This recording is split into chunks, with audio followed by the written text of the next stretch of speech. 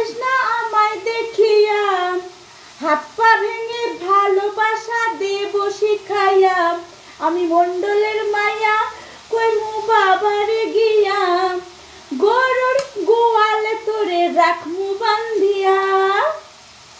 Hello বন্ধুরা, শুভ দুপুর। চোখও মারতে হবে না, কিন্তু আমার পরিবারের সদস্য সকলকে অনেক অনেক ভালোবাসা দিলেই চলবে। সেই চোখ মারার বয়স এখন নেই, আর হাত পা ভাঙারও বয়স এখন নেই। চলে এসেছি, রান্না করেছি আজকে মাটন। এই যে দেখো ধোয়া উঠছে, মাটন রান্না করেছি। আর কি করছি, শাপলা ভাজা, বুঝেছো? বাড়ির কাজ করতে করতে দোকানে রুটির অর্ডার হয়েছিল, সেইখানে গিয়ে 250 পিস রুটি বেলে ভেজে পার্সেল দিয়ে তারপরে এসে বাড়িতে সকালে তোমাদের দাদা ভাই এনে রেখে গেছিল এই যে মাটন।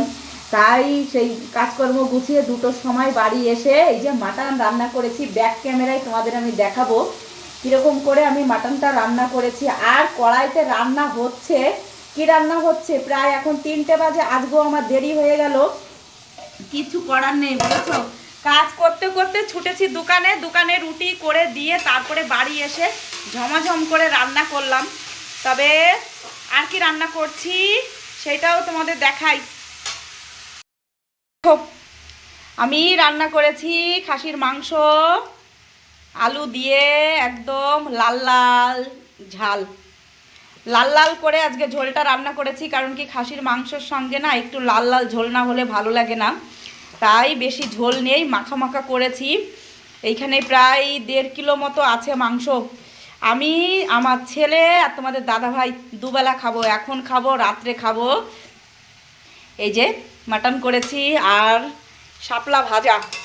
শাপলা ভাজাটা আমার না খুব ভালো লাগে। আমি এই যে রসুন ফোড়ন দিয়ে শাপলা ভাজা করছি, তবে হলুদ এখনও দিইনি, হলুদটা দেব।